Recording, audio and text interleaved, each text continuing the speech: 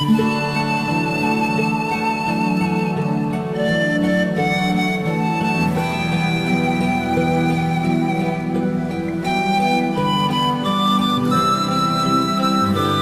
retomamos el Evangelio según San Marcos. Sabemos que Jesús vivía en Nazaret y luego se traslada a la ciudad de Cafarnaúm, una ciudad muy estratégica para la evangelización. Una ciudad muy comercial, de mucho movimiento, a las orillas del mar de Galilea o lago de Tiberíades. La gente que iba de un lugar a otro necesariamente pasaban por allí y era la ocasión propicia para Jesús predicar. El pueblo como tal lo acogió, tuvo una gran aceptación por el mensaje que Cristo predicaba. Predicaba un Dios amoroso, un Dios cercano, no un Dios que premia y que castiga, sino un Dios muy cercano a ellos. Ellos estaban felices y contentos, pero comenzó a tener problemas con las autoridades religiosas. ¿Por qué? Porque Cristo hablaba del perdón de los pecados sin ni siquiera pedir el arrepentimiento de las personas. Cristo hablaba de una manera distinta sobre el ayuno. Cristo comía con pecadores, comía con publicanos y Cristo no respetaba el día sábado. Para Cristo lo más importante era el hombre. Años más tarde se repite la misma escena, es decir, Cristo continúa predicando, continúa hablando y entonces las autoridades religiosas de Jerusalén se vieron en la necesidad de por segunda vez enviar otro grupo de escribas y fariseos, es decir, gente importante, gente muy capacitada para volver a hablar con Jesús, porque había llegado a sus oídos que estaba haciendo cosas que realmente no estaba de acuerdo con la ley que ellos predicaban. Entonces van allí y resulta que le hablan al pueblo, pero el pueblo está muy contento, muy satisfecho, porque además de presentarles un Dios muy amoroso, muy cercano, les ha curado a algunas personas. Esa ocasión aprovechan los fariseos y escribas para decir que sí, que Cristo está curando y haciendo prodigios en nombre de Belcebú. ¿Quién es Belcebú? Belcebú para nosotros es el diablo. Para ellos no, para ellos era un dios pagano. Un dios pagano que tenía su santuario en un lugar que se llamaba Ecrón, y donde la gente iba allí para ser curada. Es más, se dice que algunos hebreos a escondidas inclusive iban allí para procurar la sanación. Ahora bien, ¿cuál es el problema? El problema es que llegó a oídos de las autoridades religiosas de Jerusalén que Jesús había dado de comer a una multitud. Acordémonos de la multiplicación de los panes y los peces, que Jesús había dado de comer a una multitud sin pedirle a ellos que cumplieran con el rito de la purificación y de lavarse las manos. Veamos cómo comienza el Evangelio de hoy.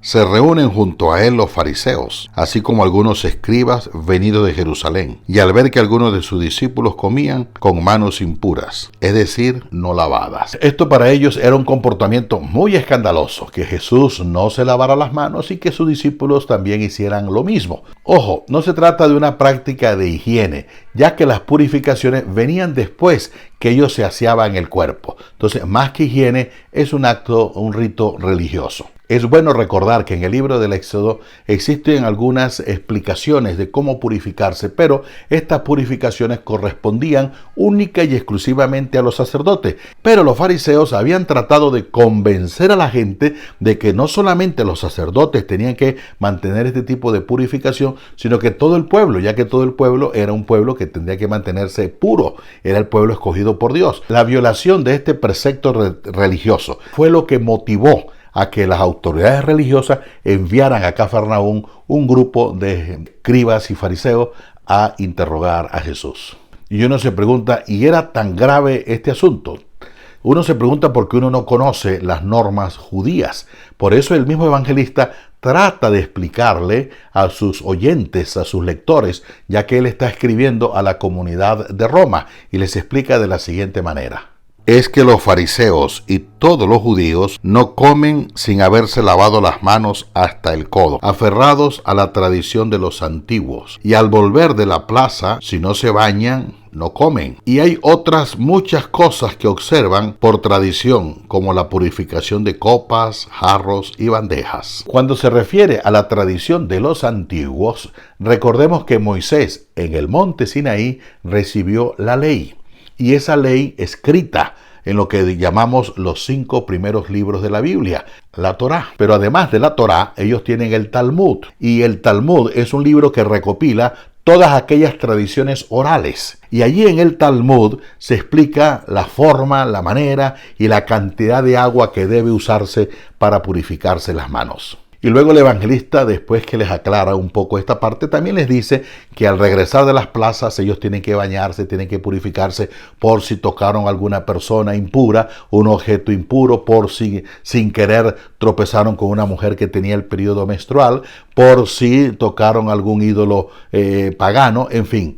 Veamos ahora el diálogo o la amonestación, pudiésemos decir así, que los líderes religiosos, los fariseos y los escribas, le hacen a Jesús. Por ello los fariseos y los escribas le preguntan: ¿por qué tus discípulos no viven conforme a la tradición de los antepasados, sino que comen con manos impuras? ¿Cuáles son las manos impuras? Las manos impuras son aquellas que tocan un objeto impuro, que tocan a un pagano, que tocan a una persona enferma de lepra, que entierran a un difunto.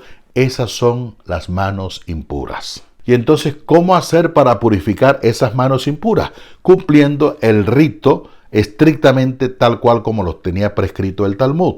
Para Jesús, las manos puras son aquellas que dan de comer al hambriento.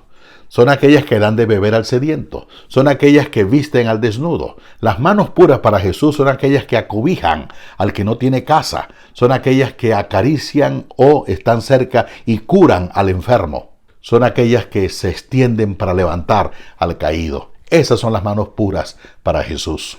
Esta es la gran diferencia entre las manos puras del fariseo, que se purifican con un rito religioso, y las manos puras de Jesucristo, que se purifican en la medida en que sirven a los demás. Jesús cita al profeta Isaías diciéndoles, Él les dijo: bien profetizó Isaías de vosotros, hipócritas, según está escrito: este pueblo me honra con los labios, pero su corazón está lejos de mí. El término hipócritas no tiene la connotación, no tiene el significado que tiene para nosotros hoy. Hipócrita en aquella época eran los actores de teatro. Un actor de teatro tenía que usar unas máscaras y entonces se presentaba a la obra teatral para no ser reconocido. Era como una farsa, es decir, un humilde campesino representaba a un gran filósofo, y a esas personas se le llamaban hipócritas, porque representaban lo que no eran. Entonces, cuando Jesús se refiere a los escribas y los fariseos, no dice que son malos, simplemente dice: ustedes son comediantes. En vano me rinden culto, ya que enseñan doctrinas que son preceptos de hombres. Dejando el precepto de Dios, os aferráis a la tradición de los hombres. Jesús les dice claramente que están enseñando una doctrina que no viene de Dios. Ellos están haciendo pasar por autoridad divina unos preceptos meramente humanos.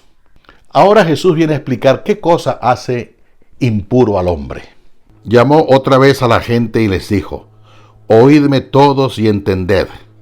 Nada hay fuera del hombre que entrando en él pueda contaminarle, sino lo que sale del hombre. Eso es lo que contamina al hombre. Esto que acaba de decir Jesús es realmente muy grave. ¿Por qué? Porque en el libro de Levítico, en el capítulo 11, está descrito todos los animales y los alimentos que realmente no deben comer, los que están prohibidos, y lo cual para ellos haría impuro al hombre. Ahora Jesús está poniendo el dedo sobre algo muy delicado. Primero habló sobre la tradición oral, el Talmud, la cual los escribas y fariseos le pudieron haber tolerado, pero es que ahora se está metiendo con el libro del Levítico, de la ley, lo que está escrito. Es sumamente grave y esto es imperdonable por los escribas y los fariseos.